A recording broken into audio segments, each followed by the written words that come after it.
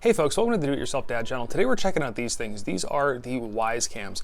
These are inexpensive $25 cameras that have been blowing up all over YouTube and the internet in the last couple months.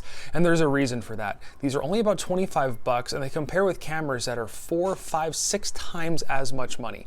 Now this camera is geared to be an indoor camera, but we're going to show you with an inexpensive housing how to use this camera as an outdoor camera. I've got links for this camera and for that housing in the description down below. And if you haven't already, give this video a great big thumbs up. Go down there, hit that subscribe button because we've got lots more awesome content coming your way. So as part of that, we went on Amazon and we were checking these things out. I did buy one of these. We played around with it in the house and I was really happy with it. I didn't want to invest in a whole bunch of cameras. You can see here I have because I've been happy with them. But at first I only bought one camera. I installed it inside the house and played around with it for about a week to make sure that everything worked and it lived up to my expectations. And it did. So the next thing I did was I went out and picked up some of these guys. And this is an enclosure. You put the camera inside the enclosure because the cameras themselves are not built to be outdoor. They're not really weatherproof. And this gives the camera a little bit of weatherproofing. Now, the issue with this and every other outdoor mount that I found was it's not truly waterproof or weatherproof. I guess you could kind of call it weather resistant. You can see there is no seal along the edges. So if you're putting this in a really exposed area, that's going to be an issue. You may want to seal it up. And the hole in the front, there's not a lens over it. So the hole in the front is also an exposure point. So I wouldn't put these straight out in the open. I would put them up underneath an eave of your house, somewhere that it's protected a little bit better from the elements. So let's go into the box here. I'll show you what all is inside and how this whole thing is put together. We're going to go inside the box here. There's the camera. And the camera is pretty small. Has a little lens protector on it. And it has this neat little foot. And this neat little foot kind of pops up like that. And it has a magnet inside the base. So you can magnet this thing inside your house or outside your house, depending upon how you plan on using this camera. We have just a standard USB power cable. I think this one's about 6 feet long. So far it's been enough for what I've needed, but if you're going somewhere where you don't have power, you may need more. Has these pads here, and these are metal pads. You use this 3M adhesive plate. You can put this on wherever you want the camera, and then the camera itself, because it has that magnet, it can stick. So you can do that if you're putting it somewhere where you don't have a metal surface and you want to have the thing easily removable. Also inside here is the USB power brick. And then of course the instructions. And the instructions are extremely simple. There's the basics of it, and here's the basics of the installation. And it really, really is this easy. So let's talk about the pros and the cons of this camera really quick. It is actually a pretty well-built camera. It feels sturdy. The base here might be a little bit loose. It's loose enough that I would be concerned that this thing would pivot on its own if it was bumped. So that may be an issue for you depending upon how you're planning on setting it up. One of the great things about this camera is almost every other camera that's out there has some sort of a monthly subscription fee for the service. And you would expect with a $25 camera, you would be definitely paying a subscription fee, but there isn't one. What this camera does, it connects to your network, and if it senses motion, it will record a 13 to 14 second video, give you an alert, and you can go back and view that video.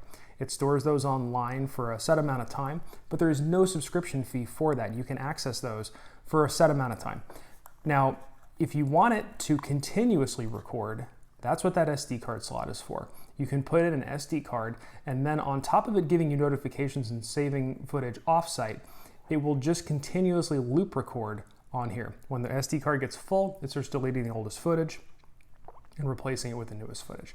So the next step before we put the camera inside the case is we have to actually set the camera up with our phone. So we're going to follow those instructions and get it paired. If you do put this thing in the case before you pair it up with your phone, there's a little button here that you have to push in the pairing process and you can't get to it from the bottom of the case. So you do want to set this up with your phone before you do anything else. So now I'm going to walk you through the process of adding a new camera. So with the app open, you're going to come up and click the little plus button. And then select your device, the Wyze Cam Pan or the Wyze Cam. We have the Wyze Cam, so we're going to hit that guy. And then it's going to tell you on your camera here to press the pairing button. So we're going to take the camera, hold the pairing button down. Ready to connect. until it says ready to connect. And return back to the app. Click down here where it says I heard ready to connect. And you're going to enter your home's Wi-Fi information. Ready to connect. With that information entered, hit next. Ready to connect. And it will display a QR code. You're now going to take the camera, point it right at your phone. QR code scanned. Please wait. And when it says QR code scanned, you're going to click I heard QR code scanned. And now it's connecting to the camera. Setup completed. Now you can assign your camera a name. This one we're going to call the backyard camera. And hit done. And it's going to update that camera. Now you can hit start. And your new camera will show up here. And if you click on that camera, it'll connect. And you'll be able to see out the camera. Now in this case, it did come up warning us that there is a firmware upgrade for the camera, so we are going to run that upgrade. So now with this little guy all set up, the only thing you have left to do before you put it in the case is insert an SD card. Like I said, inserting an SD card is optional, but it does give it the ability to record non-stop. So we're going to put a little SD card in there. There's a little 16 gig card, which will be plenty for what I need. And we'll close this guy up.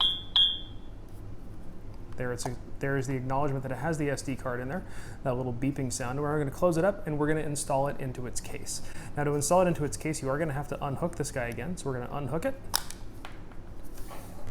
We're going to grab the top of the case and put it into the case. Now we're going to grab the back of the case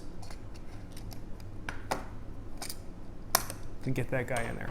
Now this thing did come with little screws, and it was even nice enough to come with a little screwdriver. So if you don't have a set of little drivers like these, it does have a set that will make it down into those holes.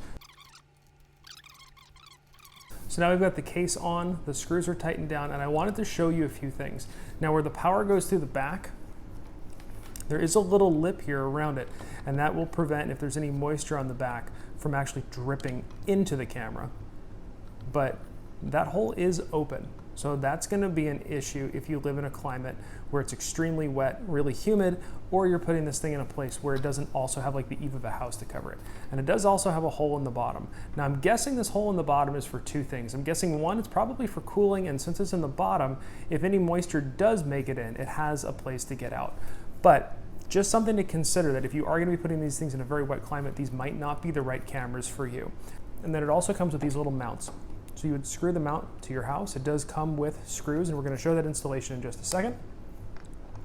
And then you thread this guy on, lock it all down, and you can aim it through the app and make sure this is pointed at what you want to see. Your next step is to pick a mounting location. In this case, I want to make sure that the camera covers the entrance to the front of the house, covers the cars here in the driveway, and we want to take this into consideration with the eaves.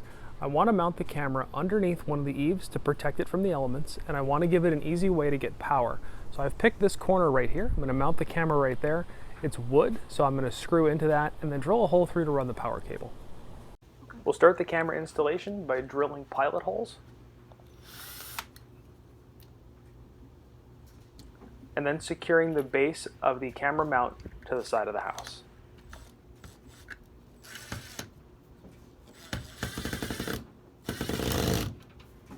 After getting your mount attached to the house, the next thing you need to do is drill a hole for your power lead. And this is what we're using. We're using a 1/2-inch bit because we want it to be big enough that our lead can make it through. You of course don't have to do this if you're planning on sending it to an outside socket, but we're bringing it into the house.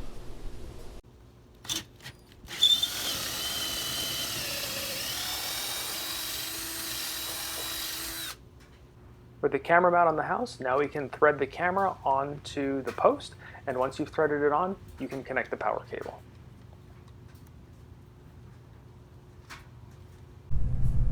So now with the camera mounted, but with everything loose in here and your power cable hooked up, now you can plug in your camera, fire up your phone, and aim it.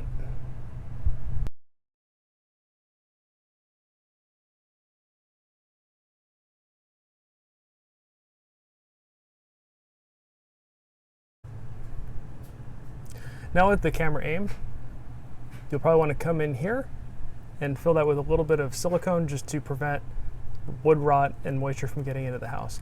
Now let's go take a look at the app and talk about the rest of the pros and cons of this camera setup as a home security system. The nicest thing about this camera system is how easy it is to use. The app is really packed with features. You can set up notifications, and here you can actually even set up where in a frame when motion happens it notifies you. So that way you're not getting alerted for shadows and things like that. You can set up which cameras are notifying, which aren't. The resolution is actually really good as well. You can see here this is the front door. It looks great, and the latency is not that bad between when something happens and you get an alert on your phone. You can actually share cameras with other users with different accounts with a simple share feature. So if you don't want to share all your cameras with somebody, you can share only certain cameras with folks. So the downsides to this, obviously this is not a hardwired in system. You are relying on the internet to take care of all the data transfer instead of having a hardwired true security system in your house. But I got 3 cameras on my house for under $100, which is pretty awesome. I've got links to everything in the description below. If you like this video, give it a great big thumbs up. Hit that subscribe button down below because we always have awesome content for you. And of course, thanks for watching.